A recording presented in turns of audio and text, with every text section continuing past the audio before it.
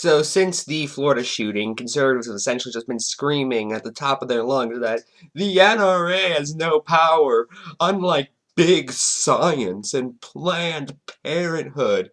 Yeah, just after the Florida shooting, Prager actually released a video talking about how Planned Parenthood's actually a murder clinic that kills things before they're even alive.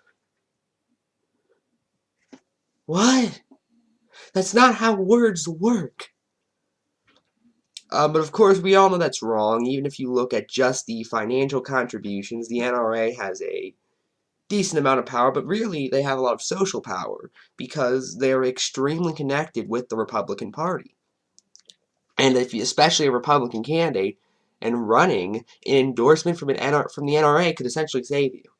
And a lack of endorsement from the NRA can be a death sentence easily. But these people don't want to acknowledge that. They want to focus on how bad Planned Parenthood is, and etc., etc. But wait a minute. Wait a minute. If the NRA does not have any power, it would be extremely silly of them to, for instance, send letters to up-and-coming candidates, essentially telling them, no, we can endorse you, and that can help you very much.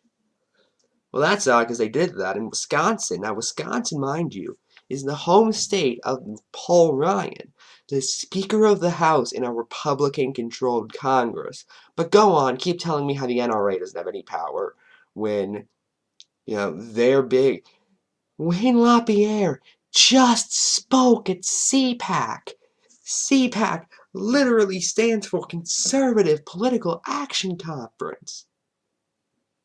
If the NRA had no power, why is there president at the Conservative Political Action Conference?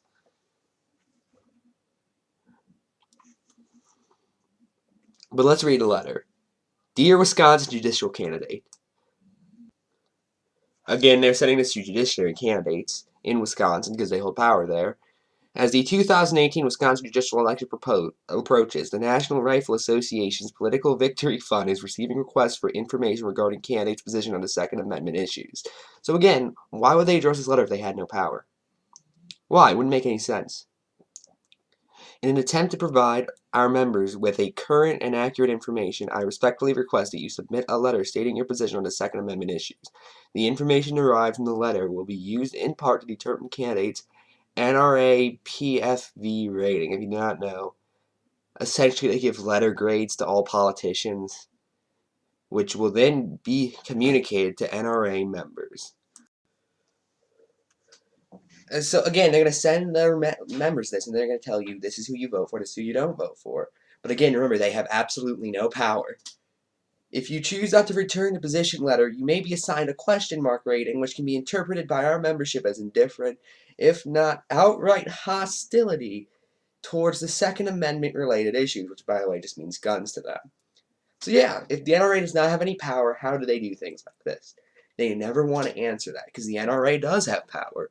Not direct power, mind you. It doesn't lobby the government. It doesn't lobby the government with funding, but it does have so much influence. Look at what nearly happened to Joe Manchin. And that's actually one of the few times I agree with the NRA. In fact, NRA, I'll make you a deal. You can get your conservatives to be against Joe Manchin. I'll work tirelessly to get liberals to be against Joe Manchin. We can both work together to get Joe Manchin out of there. Aside from that, we're enemies, though. But yeah, they have power. It's just objective. That's it. I'm Ephrom, and good night.